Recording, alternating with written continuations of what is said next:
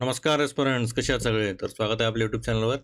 आणि आपली सिरीज जी सुरू होती जानेवारी फेब्रुवारी झालेली आहेत. आता मार्च पाहूया आपण आता. तर जुळून राहा, स्टे कनेक्टेड. हे टेलिग्राम चॅनल्स आहेत, डिस्क्रिप्शनमध्ये पण लिंक दिली आहे आणि यूट्यूब चॅनलला पण फॉलो करा. चला, आणि अजून एक गोष्ट तुम्हाला माहिती असेलच, की अँथ्रोपॉलॉजीचं पार्ट 1 पी-डी-एफ आलेली आहे मराठी आणि इंग्लिशमध्ये. ते तुम्ही मला WhatsApp करू शकता. WhatsAppचा पण नंबर खाली दिलेला आहे. तिथं तुम्ही मला मेसेज करून विचारू शकता. सॅम्पल पी-डी-एफ पण तुम्ही पाठवू शकता. ठीक आहे? चला मग. तर हे 9 विभाग आहेत आपले. सुरुवात करूया पहिले पॉलिटी अँड गव्हर्नन्सपासून, जे की आहे पहिलं आहे राज्यसभाचे इलेक्शन झाले 2026चे 72 सीट्सची जागा होती. तर कधी झाले? मार्च 2026मध्ये बी-जे-पी प्लस अलायन्स त्यांनी मेजॉरिटी राहिली त्यांची. एन-डी-एचं डॉमिनन्स अजूनही कायम आहे. राज्यसभाचे मेंबर्स कसे इलेक्ट होतात? तर स्टेट असेंब्लीज, मग त्यामधनं सिंगल ट्रान्सफरेबल वोट मेथड असते त्यात. राज्यसभामध्ये किती सीट आहेत? 250 सीट आहेत. 238 इलेक्टेड असतात. 12 प्रेसिडेंट नॉमिनेट करतात. कुठल्या-कुठल्या क्षेत्रात करतात मला सांगा हे 12 नॉमिनेटेड? ईच मेंबरचा टर्म असतो 6 वर्ष आणि 1/3 जे असतात ते रिटायर होतात 2 वर्षाला. आता हे कळलं असेल का तुम्हाला माहीत नाही. एक शॉर्टमध्ये सांगतो. समजा 66 लोकं आहेत. 1/3 म्हणजे किती? 22 लोकं हे रिटायर होतात प्रत्येक 2 वर्षाला. क्लिअर? तर हे होतं. राज्यसभा कधीही डिझॉल्व्ह होत नाही, कारण की 1/3 मेंबर होतच राहतात म्हणून ही पर्मनंट किंवा कंटिन्यूइंग बॉडी म्हणतात त्याला. हे क्वेश्चन पहिले वाचा. प्रयत्न करा सॉल्व्ह करायचा. नसेल जमत तर मग हे. आणि राज्यसभा जी परमनंट मेंबर आहे किंवा परमनंट बॉडी आहे, ते आर्टिकल कुठलं आहे? तर आर्टिकल अंडर 80. ठीक आहे. आता नेक्स्ट न्यूज आहे. सेन्सस जनगणना झाली 2027ची, आता तयारी सुरू केली आहे. तर केंद्र सरकारने जनगणना अनाऊन्स केली, शेड्यूल केलं, डिले केलं. जरा 2021मध्येच करणार होते, पण कोविड होता म्हणून जरा डिले करून आता करण्यात आली आहे. फर्स्ट एव्हर डिजिटल सेन्सस असणार आहे. हा मोबाईल ॲप आणि पोर्टल याचा यूज करणार आहेत. तर सेन्सस कमिशनर जे आहेत ते office of register general, ministry of affairs हे यामधनं असतात. ठीक आहे. जनगणनेमुळे ओबीसी जातगणना प्रश्न पुन्हा चर्चेत आहे. आता ओबीसीचा, आता बघा, जातची पण जनगणना होणार आहे. ठीक आहे. जातगणना म्हणतात त्याला. तर कास्टचं पण चाललेलं आहे आणि त्यावर अजून पण ही वाद चाललाय की करायचं का नाही करायचं. तर यामध्ये खूप सारे फॅक्टर्स येतात. आता कसं करणार, काय करणार आता. तर फर्स्ट सेन्सस जे होतं ते 1872 मध्ये झालेला रेग्युलर, आणि 1951 पासून, म्हणजे जेव्हा आपलं स्वातंत्र्य झालं, पोस्ट इंडिपेंडन्स पासून रेग्युलर होत आहे. किती वर्षांना? दर 10 वर्षांनी. ठीक आहे. आणि कुठला आर्टिकल आहे यामध्ये दर 10 वर्षांनी करणारा? तर तो आहे 246, आणि हे येतं युनियन लिस्टमध्ये. ठीक आहे. 3 लिस्ट असतात: युनियन, कॉन्करंट आणि स्टेट. युनियन म्हणजे सेंटरकडे सगळी पॉवर असते. स्टेट म्हणजे स्टेटकडे सगळी पॉवर असते. आणि कॉन्करंट म्हणजे दोघांची पॉवर असते. पण दोघांचं जर भांडणं झालं तर युनियनच जिंकणार, हे लक्षात ठेवा. हे परत आहे. सेन्सस जे आहे युनियन आहे, आणि states cannot conduct their own census independently. स्वतः स्टेट्स असं नाही म्हणू शकत की बाबा आमचं आमचं आम्ही बघू, आमचं आम्ही कंडक्ट करणार नाही. सेन्सस येणार, जे पण असेल युनियन लिस्टच ठरवणार. अजूनही प्रॉब्लेम ओबीसी कास्ट एन्युमरेशनचा आहेच, तोच ओबीसीची जातगणना. महाराष्ट्र विशेषमध्ये इकॉनॉमिक सर्व्हेचं आलेलं आहे 2025-26चं. कोणचा कोण होते अर्थ राज्यमंत्री आपले? मिनिस्ट्री ऑफ स्टेटचे फायनान्स आशिष जयस्वाल यांनी महाराष्ट्र इकॉनॉमिक सर्व्हे सादर केला. आता आपले सीईओ कोण होते? चीफ इकॉनॉमिक ॲडवायझर, ते मला सांगा सेंटरचे. आणि हे कोण नेत आता? आपल्याला सगळं सेंटरचं माहिती आहे, महाराष्ट्राचं नसेल माहिती. ठीक आहे. जी-एस-डी-पी, ग्रॉस स्टेट डोमेस्टिक प्रोडक्ट किती आहे आपलं? 7.9%. आता नॅशनल एस्टिमेट होता 7.4%चा. त्यांचं असं म्हणणं होतं की 7.4%नच वाढेल, आणि आपला जो आहे 7.9%नं चाललाय, जे की आम्ही तोडले त्यांचा, जे पण एस्टिमेट होतं. आणि महाराष्ट्र कधी पण इंडियाचं इकॉनॉमिक कॅपिटल राहणार आहे, जे हायेस्ट आहे आपला. ठीक आहे. सगळ्यात जास्त आपण जी-डी-पी करतोय स्टेट वाईज. सेवा क्षेत्रात सर्वाधिक योगदान आहे. आय-टी, वित्त, पर्यटनमध्ये तर सगळ्यात जास्त कॉन्ट्रिब्युटर आहे आपण. आणि मुंबई भारताची 60% बँकिंग आणि भांडवली बाजारात उलाढाल, म्हणजे कॅपिटल मार्केट ट्रान्झॅक्शन सगळ्यात जास्त आहे आपल्या. महाराष्ट्र नंबर 1 इंडस्ट्रियल इन्व्हेस्टमेंट पण आहे. फडणवीस गव्हर्नमेंट प्रायोरिटी देतात. ठीक आहे. सरकारचे प्राधान्य असो. आता तुम्हाला वाटेल की महाराष्ट्राचं जी-एस-डी-पी म्हणजे जी-डी-पी आहे का? नाही. हे ग्रॉस स्टेट डोमेस्टिक प्रोडक्ट आहे, जे state level equivalent of GDP. ठीक आहे. म्हणजे स्टेट लेव्हलचं जी-डी-पी असतं हे.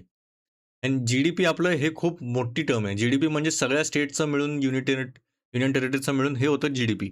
आणि त्यातलं एक स्टेट आहे तो महाराष्ट्र आहे, त्याचं असतं जी-एस-डी-पी. म्हणजे छोटासा टक्का असेल त्यात. छोटासा म्हणजे मोठाच टक्का आहे, कारण की सगळ्यात जास्त आपलं कॉन्ट्रिब्युशन आहे म्हणून. Gudi Padwa, Marathi new year. ठीक आहे. 19 मार्च चैत्र शुद्ध प्रतिपदा. ठीक आहे. शुद्ध आहे का शुक्ल आहे? असो.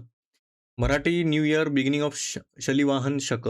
ठीक आहे. आता हे कसं नाव आहे, काय आहे? शकसंवादमधला आता आरंभ झालाय. महाराष्ट्र गव्हर्नमेंट सेलिब्रेट केला त्याला मराठी अभिमान दिन. ठीक आहे. ट्रेडिशन आहे रेझिंग गुढी. गुढी उभारतात माहिती असेल ना गुढी? असं तांब्या असतो आणि असं हे असतं आणि हे कशाचं असतं तर हे व्हिक्टरी असतं. सिम्बॉल ऑफ व्हिक्टरी आहे. ब्रह्मध्वज म्हणतात. उगाडी किंवा उगडी तसंच आहे. बैसाखी पण तसंच आहे. बिहू पण तसंच आहे. ठीक आहे. तसेच फेस्टिव्हल्स आहेत जसं आपलं हे आहे. सीएम देवेंद्र फडणवीस यांनी अटेंड केली events across state for Gudi Padwa. ठीक आहे. वेगवेगळ्या स्टेट्समध्ये जाऊन मस्त सेलिब्रेशन करून आलेत. शालिवान शक हे इंडियाचं नॅशनल कॅलेंडर आहे. अडॉप्टेड आपल्याला कधी केलंय आपण 1957 मध्ये आणि 2026 मध्ये जर पाहायला गेलं तर शका किती असतो? 1948. ठीक आहे. हे पण विचारू शकतात. एक इयर देऊ शकतात आणि शक मला सांगा शक संवत कुठला आहे? तर त्यात किती ॲड केल्यावर काय येतं मला सांगा? इकॉनॉमी आणि रिपोर्ट्स काय आहे? India UK free trade agreement झालं मार्च 2026 मध्ये. फ्री ट्रेड एग्रीमेंट फायनलाइज केलं 2026 मध्ये मार्चच्या. 99% जे तारीफ रिडक्शन दिसतील 99% यूके गुड्सवरती major gain for India service sector. म्हणजे खूप सारं तारीफ उडवूनच टाकलं, कपातच केलंय. IT, ITS, pharma, textile, agri फूडमध्ये इंडियाचे की बेनिफिशियरी सेक्टर्स आहेत. नेगोशिएशन लास्ट 4 इयर्स म्हणजे 4 वर्षापासून चाललेले म्हणजे कधीपासून चालू केलेलं? जानेवारी 2022 पासून चाललेलं. ते आत्ता फायनलाईज करण्यात आलं आणि इंडिया आणि यूकेचं ट्रेड किती आहे? $36 बिलियन आहे. ठीक आहे 2024 मध्ये आणि टार्गेट आहे 50 बिलियनचा एफ-टी नंतर. डबल कॉन्ट्रिब्युशन कन्व्हेन्शन चाललं आहे आता Indian workers exam for double security. ठीक आहे. डबल सोशल सिक्युरिटीची गरज नाही इंडियन वर्कर्सला. ते पण एक्झाम करण्यात आलेलं आहे. तर हे कधी झालं, काय झालं? आता India most significant trade deal झाली सेपा बरोबर यूएईची पण सिन्स यूएई सोबत केलेली. पण first FT major U equivalent economy ही झाली आता. ठीक आहे, एवढं काय नाही. सेकंड फिस्कल हेल्थ इंडेक्स झाला आहे स्टेटचा रँकिंगद्वारे. आरबीआयने दुसरा राज्य वित्तीय आरोग्य निर्देशांक प्रकाशित केला आहे, जे की आहे फिस्कल हेल्थ इंडेक्स. आणि कोण पब्लिश करता हा पहिला प्रश्न येईल आणि त्यामध्ये पण कुठला रँकिंग आहे ते कळून जाईल आता. बेस्ट फिस्कल हेल्थ आपली ओडिशाची आहे, छत्तीसगड, गोवा हे टॉप परफॉर्मर आहेत. महाराष्ट्र मिड टायरमध्ये तर हाय डेप्ट to GSDP ratio cited as concern. आता बघा आपलं कर्ज एवढं आहे म्हणून ते आपला रँक खाली गेलाय. आता तुम्ही म्हणाल एवढं सगळं कॉन्ट्रिब्यूट करतोय, पण तेवढं कर्ज पण उचललंय आपण आणि इथं जास्त कर्ज नसतं म्हणून ते टॉप परफॉर्मर आहेत. बाकी पण पॅरामीटर्स असतात. किती पॅरामीटर्स आहेत? खर्च, महसूल, तूट, कर्ज आणि सेवा. ठीक आहे. हे सगळे कॉन्ट्रिब्यूट करतात मग त्या हिशोबानं ते रँकिंग लावतात. आणि सगळ्यात लार्ज स्टेट्समध्ये यूपी, पंजाब, राजस्थान हे सगळ्यात कमी असणार या श्रेणीत. आणि हे लिंक केलं एफ-आर-बी-एम ॲक्ट. एफ-आर-बी-एम ॲक्ट काय मला कमेंट सेक्शनमध्ये सांगा. ठीक आहे. Fiscal responsibility and budget management act आहे 2003चा. आता फिस्कल डेफिसिट किती आहे? आपलं टार्गेट किती मला सांगा. फिस्कल डेफिसिट काय असतं मला सांगा पहिली गोष्ट. इथनं सुरुवात असते. फिस्कल डेफिसिट काय असतो? आणि ते किती टक्के आपण ठेवलं आणि त्याचा काय रोल असणार आहे? जर बेसिक क्लिअर असेल तर ठीक आहे. संरक्षण आणि सुरक्षा. प्रहार नॅशनल अँटी टेरर पॉलिसी आहे आपली प्रहार. मिनिस्टर ऑफ होम अफेअर्सने हे चालू केले. इंडियाचं first national anti terrorism policy आहे हा. पहिली नॅशनल अँटी टेररिझम पॉलिसी आहे आपली. ठीक आहे. हे लक्षात ठेवा. पहिलं जे पण येतं ना ते थोडंसं बारकाईने लक्षात ठेवा. प्रहार जे आहे pro active response against hostile activities regime म्हणजे फुल फॉर्मच केले त्यांनी प्रहारचं. 7 पिलर्स आहेत यामध्ये. प्रिव्हेन्शन हे सगळे PIPRHA PI पिप्र विप्रहार असं. विप्रहार असं करा. काहीतरी करा असं. ठीक आहे. त्यातच आहे. नावातच आहे याचे 7 पिलर्स. हे पण विचारू शकतात मेन्समध्ये प्रहारबद्दल. आणि अंमलबजावणी कोण करणार आहे? तर NIA, NSG, IB, रॉ आणि स्टेट पोलीस हे सगळे मिळून करणार आहेत. तर मग मजा येणार आहे. ठीक आहे. अमित शहानं प्रेझेंट केलं as a draft policy DGP कॉन्फरन्समध्ये 2025च्या नोव्हेंबरमध्ये. आणि NIA एस्टॅब्लिश झाली 2009 नंतर जेव्हा 26/11 झाला अटॅक आणि की टेरर प्रोब एजन्सी आहे. ठीक आहे. NIA लक्षात ठेवा. कधी झाली आहे? नाहीतर तुम्ही म्हणाल 1960 आणि 64 26/11 तर माहिती असेल 2009चा. पाहा ना बघा. Prahaar is India's first formal anti national terror policy and India had no single unified document before this. ह्याच्या अगोदर आपल्याकडे कुठलाही असं नव्हतं की बाबा टेरर झालं तर आपल्याला काहीतरी करता येईल याच्यावर काही ना काहीतरी नियम पाहिजे. काही पॉलिसी नाही काय नव्हतं. तर हे पहिल्यांदाच झालंय. हे खूप इम्पॉर्टंट आहे. यावर प्रश्न येण्याची शक्यता दाट आहे. DRDO BMO-4 BM-04 missile plus LCA light weight combat असेल. Light combat aircraft Tejas mark 2 update झाला आहे. ठीक आहे. DRDOने अनवील केलं आहे शॉर्ट रेंज बॅलिस्टिक मिसाईल आहे. SRBM आहे. SRBM म्हणजे काय? शॉर्ट रेंज असते. शॉर्ट रेंज म्हणजे किती रेंज असेल मला सांगा कमेंट सेक्शनमध्ये. रेंज आहे इथं बघा. ठीक आहे चला 400 किलोमीटर. ठीक आहे. ही कमी आहे. रॅपिड डिप्लॉयमेंट कॅपेबिलिटी आहे आणि HAL IF-97 एअरक्राफ्ट करणार आहेत आपण. करार झालेला आहे आणि Tejas mark two GE-F414 engine technology transfer from US. ठीक आहे. US मधनं आपण टेक्नॉलॉजी घेणार आहोत. HAL जे आहे हिंदुस्तान एरोनॉटिक्स लिमिटेड बेंगळुरू, हे आपलं मॅन्युफॅक्चरर असणार आहे, निर्माता. आणि आत्मनिर्भर अंतर्गत ते संरक्षण उत्पादन 1.75 लाख करोड देण्यात आलेले आहे. ठीक आहे, डिफेन्स प्रोडक्शनसाठी. हे पण लक्षात ठेवा. SRBM काय? शॉर्ट रेंज बॅलिस्टिक मिसाईल, म्हणजे रेंज किती असायला पाहिजे? 1000 किलोमीटरपेक्षा कमी आहे. ठीक आहे. आणि Tejas mark two is different from Tejas mark 1A. Is already in Indian air force. ठीक आहे. विज्ञान आणि तंत्रज्ञान. Chandrayaan 4 sample return mission announced. आता हे काय होतं माहिती आहे का? मला सांगा पहिले क्रोनॉलॉजी सांगा. C1 म्हणजे चंद्रयान 2, 3 आता 4 चाललाय. 3 सक्सेसफुल झालाय, 2 अनसक्सेसफुल, म्हणजे 99% मी तर म्हणून सक्सेसफुल झालेला. C1 काय आहे? सक्सेसफुल झालेला, ऑर्बिटमध्ये टाकलेलं आपण हे. तर हे क्रोनॉलॉजी लक्षात ठेवा. सगळी हिस्ट्री माहिती पाहिजे. आता चंद्रयान आलाय तर चंद्रयानबद्दल सगळी इन्फॉर्मेशन पाहिजे तुम्हाला. 1, 2, 3चे सगळे डेट्स माहिती पाहिजे. कधी लॉन्च झाला, कधी स्पेसमध्ये गेला. मग इथं पण सगळ्यांचे डेट्स माहिती पाहिजे बघा. चंद्रयान 4 खूप इम्पॉर्टंट आहे. आपलं सगळ्यात मला वाटतंय एक शान आहे आपली इंडियाची. ISRO chairman V. नारायणन यांनी अनाउन्स केलं चंद्रयान 4चा प्लॅन. आता यामध्ये काय असणार आहे बघा, रॉक किंवा सॉईल सॅम्पल आपण आणणार आहोत मूनपासून ते अर्थपर्यंत. आता आपण काय करत होतो, तिकडे जाऊन एक्सप्लोर करत होतो. पण आता काय करणार आहे आपण? इथनं जाणार आहे, सॅम्पल येणार आहे आणि परत येणार आहे. त्यात माणूस नसणार आहे, पहिली गोष्ट. हेवियर लँडर असणार आहे, आपलं 100 डेचं मिशन लाईफ असेल. चंद्रयान 3चं बस 14 दिवस होतं आणि हे 100 डेचं असणार आहे. चंद्रयान 3 सक्सेस झालंय. 8 मिनरल्स फाउंड झालेत. सिस्मिक ॲक्टिव्हिटी, भूकंप पण आपल्याला संवेदन भेटले, तर थर्मल पण प्रोफाईल आहेत. गरमी पण आहे यामध्ये. इंडियाचं स्पेस व्हिजन 2047चं आपलं मार्स, व्हीनस आणि सन मिशन्स प्लॅन्ड आहेत. आणि इस्रोचं बजेट जे आहे 13,705 करोड आहे, जे नवा विक्रम झाला आहे आता. चांगला बजेट दिलाय. आणि sample return mission places India amongst USA, USSR, China exclusive club. म्हणजे या अगोदर कुणी सॅम्पल घेऊन आलेत, तर USAनं केलंय, रशियानं केलंय, USSR तेव्हाचं लुना, त्यांचं मिशन पण दिलेत बघा इथे. खूप इम्पॉर्टंट आहे. त्यात येणार म्हणजे येणारच यांचं. आणि आता 4थं होईल आपलं, जर झालं तर.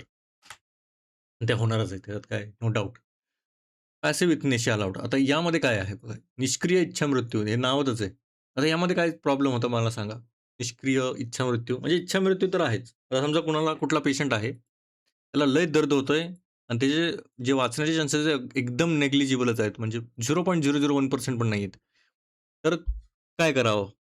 त्याला तसंच त्या वेदनामध्ये ठेवायचं का त्याला मुक्त करायचं त्या वेदनांपासून? तर त्याच्यावरच हा पॅसिव्ह इग्निशन आहे.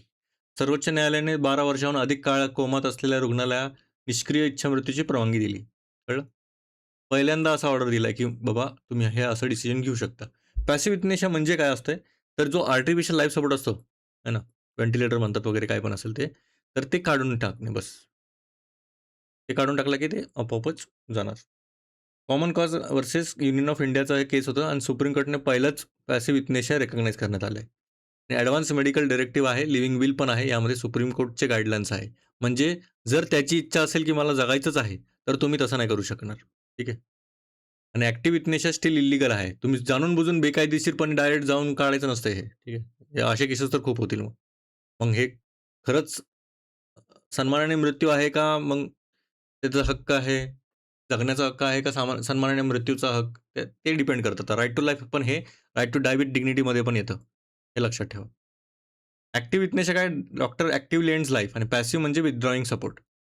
आता यामध्ये बघा, आता हे थोडंसं डिफिकल्ट जाईल, पण पॅसिव्ह म्हणजे काय? तुम्ही बस त्याचा सपोर्ट काढताय. आता त्याला डायरेक्ट तुम्ही मारत नाही. म्हणजे कळतं का तुम्हाला? ह्याचा जो व्हेंटिलेटर किंवा जे पण ऑक्सिजन मास्क वगैरे जे पण असतील, ते फक्त तुम्ही काढून ठेवलं. आता ह्याची इच्छा असेल म्हणजे याचा जोपर्यंत जीव असेल तोपर्यंत तो राहणार. आणि डॉक्टर काय करतात मग ॲक्टिव्हमध्ये? तर हे त्याची लाईफच एंड करतात. पण ते डायरेक्ट एंड नाही करू शकत ऑब्व्हियस आहे ते. आणि म्हणून ते ॲक्टिव्ह युथनेशिया जे आहे ते आत्ताही इल्लीगलच आहे. तुम्ही डायरेक्ट डॉक्टरला सांगून मारून टाका ह्याला असं नाही बोलू शकत. ते एक प्रकारचं मर्डर झालं. पर्यावरण आणि इकॉलॉजी, वर्ल्ड वाईल्डलाईफ डे आणि इंडिया बायोसिटीज रिपोर्ट आलेला आहे. खूप इम्पॉर्टंट आहे.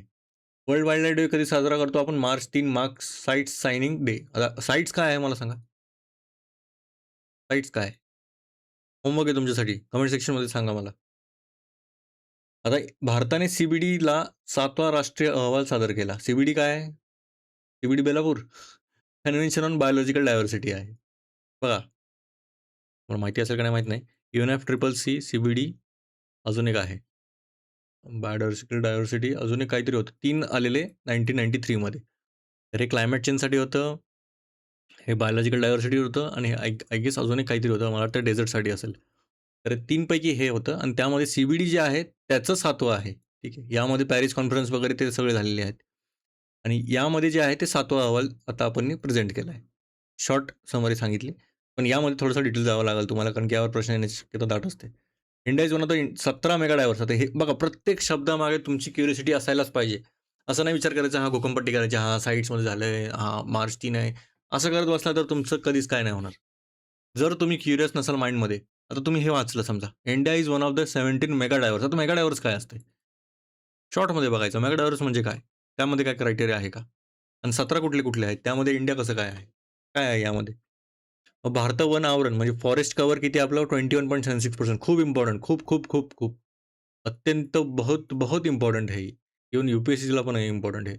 FSI जे आहे फॉरेस्ट सर्व्हे ऑफ इंडिया ते 2023चं सर्वेक्षण केलेलं सर्व्हेमध्ये तर त्यामध्ये आपण हे सांगितलेलं आहे. एवढा फॉरेस्ट कव्हर आहे. फॉरेस्ट कव्हर म्हणजे काय असतं ते पण सांगा आता. फॉरेस्ट कव्हर असतं एक मला वाटतं अजून 3-4 टर्म आहेत त्यामध्ये. ते खूप इम्पोर्टंट टर्म्स आहेत. फॉरेस्ट सर्व्हेबद्दल तुम्ही पूर्णपणे डिटेलमध्ये वाचा बॉस. कारण की यामध्ये प्रश्न येण्याची शक्यता खूप जास्त आहे. इंडियाकडे 58 टायगर रिझर्व्ह आहेत, 106 नॅशनल पार्क आहेत, 573 वाईल्ड लाईफ सँच्युरी हा एक इनबिल्ड प्रश्न होतोय डायरेक्ट, की किती काय-काय आहे आपल्याकडे. डायरेक्ट हा प्रश्न इथनं उचलतील आणि आकडेवारी चेंज करतील आणि त्यांना आकडेवारी चेंज करायला मजा येते खूप. आकडेवारीच जास्त करून खेळतात. त्यांचे इम्पोर्टंट डाटा असेल तोच टाकतात ते. असं कुठलाही एखादा प्रश्न असतो तो असाच डायव्हर्ट करण्यासाठी असतो तुम्हाला, की बाबा एवढा अवघड कसं काय प्रश्न टाकला? किंवा तुम्हाला भटकण्यासाठी बाबा हा प्रश्न वाचत बसा तुमचं डोकं फिरवा आणि जे येतंय ते पण घालवणार तुमचं. म्हणून तुमचं माइंडची स्टॅबिलिटी खूप मॅटर करते यामध्ये. आता Kunming Montreal global biodiversity framework 30/30 उद्दिष्ट. 30/30 काय आहे मला सांगा? आपल्याला 30% लँड प्रोटेक्ट करायचं आहे प्लस सीमध्ये. म्हणजे लँड आणि सीमधला 30% आपल्याला प्रोटेक्ट करायचं आहे 2030 पर्यंत.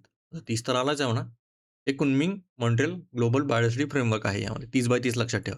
30/30 वाटेल तुम्हाला रूम असेल तर रूम नाही आहे ही. आणि 58 टायगर रिझर्व्ह कुठला आहे? इंडियाचा फॉरेस्ट कव्हर किती आहे? 30/30 टार्गेट काय आहे? किती डायव्हर्स कंट्रीज आहेत? काय साइट्स काय आहे? वर्ल्ड लाईफ डे कधी मनवला जातो? 3 मार्च. विसरला चला आता एवढ्यातच. आणि 58 टायगर रिझर्व्ह आहे माधव नॅशनल पार्क एम-पीमध्ये. ठीक आहे? लक्षात ठेवा. क्लायमेट गोल्स काय आपले नेट झिरो 2070चा प्रोग्रेस चाललाय का नाही? आता 2070 मध्ये आपण म्हटलंय नेट झिरो करणार आहोत. नेट झिरो काय असतं मला सांगा? झिरो आहे तुम्ही. भारताने पॅरिस एग्रीमेंट अंतर्गत अपडेटेड एन-डी-सी काय आहे? एन-डी-सी काय आहे? Nationally determined contributions. इथे कुठे दिले का मला माहीत नाही आता. असेल तर मग मला वाटतं मागच्या ह्याच्यातच सांगितलं मी एन-डी-सी काय होतं. सादर केला 3 मुख्य लक्ष्य होते यामध्ये. पहिलं लक्ष्य की 45% जे आहे इमिशन आपली इंटेन्सिटी कमी कमी करणार आहोत. म्हणजे 100 करत असाल तर 45% म्हणजे आपल्याकडे 55%च करणार आहोत आपण. 2030 पर्यंत आहे 2005च्या जी-डी-पी व्हर्सेस ठीक आहे. जी-डी-पीच्या तुलनेत आपण. आता 2005ची आपण कंपेअर करतोय. ते पण कंपॅरिझन बघा कुठे करतोय आपण. ती वेगळी गोष्ट आहे. म्हणजे तुम्हाला कळतंय का? जाऊ दे आता मी बोलत नाही काय. पण ठीक आहे. तुम्हाला कळलं असेल मला काय म्हणायचंय. 2005शी आपण कंपेअर करतोय 2005चे आपण 45% करणार आहोत. तर तुम्हाला कळलं असेल तर नाही. सांगा मला कमेंट सेक्शनमध्ये. टार्गेट 2 आहे ते 50% कम्युनिटी इलेक्ट्रिसिटी कॅपॅसिटी आपली नॉन फॉसिल फ्युएल्समध्ये येणार आहे. नॉन फॉसिल फ्युएल्स म्हणजे काय? पहिला प्रश्न. नॉन फॉसिल काय? गैर-जीवाश्म म्हणजे काय? ते पण ठीक आहे. म्हणजे पेट्रोल, डिझेलमधनं नाही येणार. सोलार, विंड यामधनं येणार. ठीक आहे. फॉसिल फ्युएलचा यूज न करता. बाकी त्यातले 50% आपण तिथनंच यूज करणार आहोत. आता आपल्याकडं तिसरं टार्गेट आहे 2.5 ते 3 बिलियन टन आपला कार्बन सिंक. कार्बन सिंक काय असतं? कार्बन शोषून घेणं इन शॉर्ट. इन शॉर्ट म्हणजे काय सिंपल भाषेत जर सांगायचं म्हटलं, जे कार्बन आपण एन्व्हायर्नमेंटमध्ये टाकतो आणि बघा माहिती असेल ग्रीनहाऊस गॅसमध्ये कार्बन सगळ्यात जास्त कॉन्ट्रिब्युटर आहे, हे क्लायमेट चेंजसाठी, ग्लोबल वॉर्मिंगसाठी मेजरली.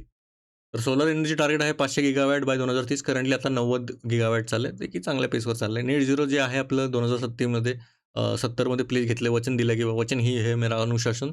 COP26 मध्ये दिलं आपण, ठीक आहे. 2021च्या नोव्हेंबरमध्ये. आणि हे कुणी अनाउन्स केलं? श्री नरेंद्र मोदी.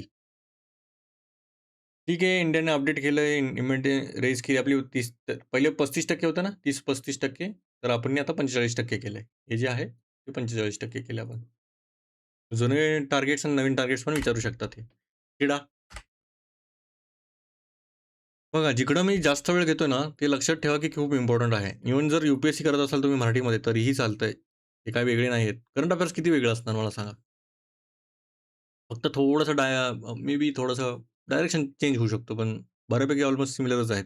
त्यात थोडंसं फॅक्च्युअल येतं, तिथं थोडंसं एनालिटिकल येतं. पण एनालिटिकलमध्ये तुमचे फॅक्ट्स क्लिअर असलं तरच तुम्हाला एनालिटिकल जमणार, नाहीतर नाही जमणार.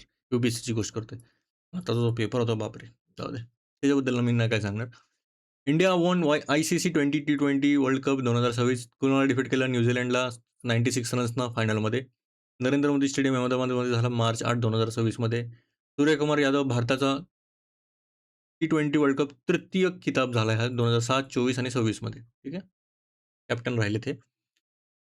यजमान म्हणजे को-होस्ट कोण होते? India plus Sri Lanka, 20 team, 4 group आणि सुपर 8 फॉर्मॅट होता.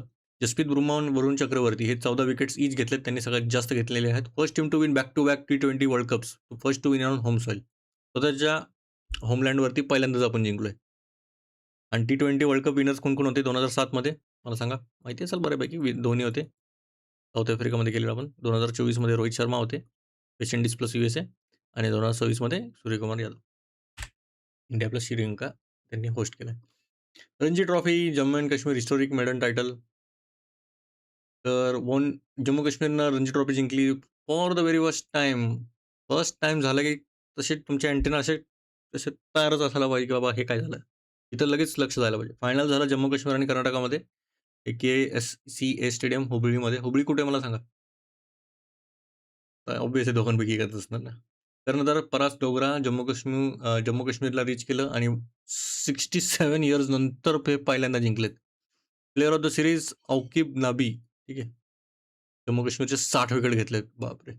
रणजी ट्रॉफी 1934 पासून सुरू आहे आणि ते KS रणजित सिंगशी आहे, यांच्या नावावर आहे. आणि 91वी रणजी ट्रॉफी सीझन झालं. कोणी ऑर्गनाइज केलं? BCCI ऑर्गनाइज करते.